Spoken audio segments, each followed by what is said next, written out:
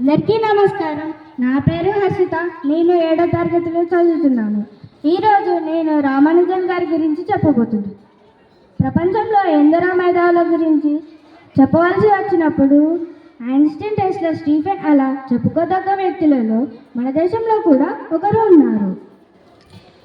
గొప్ప గొప్ప వ్యక్తులకు ఈక్వేషన్ కనిపెట్టడానికి సంవత్సరాలు పడితే ఈయనకి మాత్రం ఒక రోజుల్లో ఈక్వేషన్స్ కనిపెట్టేవాడు. మన దేశంలో గణిత శాస్త్రంలో ఆర్యభట్ట, భాస్కరాచార్యుల తర్వాత అంతటి మేధావిగా చెప్పుకోదగ్గ పేరు మరొకటి ఉంది. ఆయననే శ్రీనివాస రామానుజన్. బ్రతికింది 32 సంవత్సరాల ఆయన జీవించి ఇప్పటికీ 100 సంవత్సరాలు గడిచినా ఇప్పటికి మనం ఆయన గురించి చెప్పుకుంటున్నామంటే గణిత శాస్త్రంలో ఆయన చేసిన కృషి అలాంటిది. అలాంటి రామానుజన్ గారి గురించి, ఆయన పడిన కష్టాల గురించి, గణిత శాస్త్రంలో ఆయన చేసిన కృషుల గురించి ఇప్పుడు మనం తెలుసుకుందాం.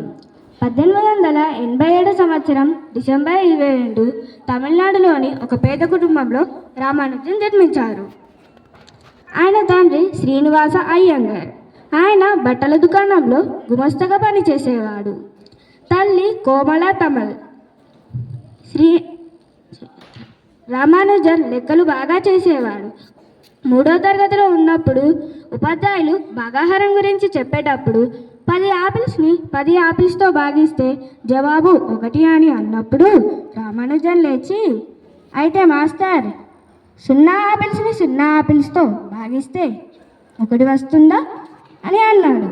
అది చిన్న ప్రశ్నే కానీ లోతుగా ఆలోచిస్తే చాలా తెలివైన ప్రశ్న. 3వ తరగతిలోనే అలా అడిగాడంటే దానికి కారణం గణిత శాస్త్రం మీద ఆయనకి ఉన్న మక్కువ అని చెప్పవచ్చు.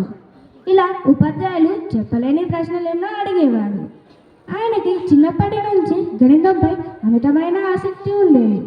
సంఖ్య సిద్ధాంతం అధికారిక శిక్షణ లేనప్పటికీ సంఖ్య సిద్ధాంతం, అనంత శ్రేణుల వంటి వారి విభాగాల్లో అసాధారణమైన సిద్ధాంతాలను రూపొందించారు. జిహెచ్ హార్డీ వంటి వారి సహాయంతో కేంబ్రిడ్జ్లో పరిశోధనలు చేసి గణిత ప్రపంచానికి అద్భుతమైన సేవ చేశారు. తక్కువ వయసులోనే ఆయన మరణించిన ఆయన గణిత సిద్ధాంతాలు నేటికి ప్రపంచవ్యాప్తంగా విద్యార్థులకు మార్గదర్శకంగా నిలుస్తున్నాయి. ధన్యవాదాలు.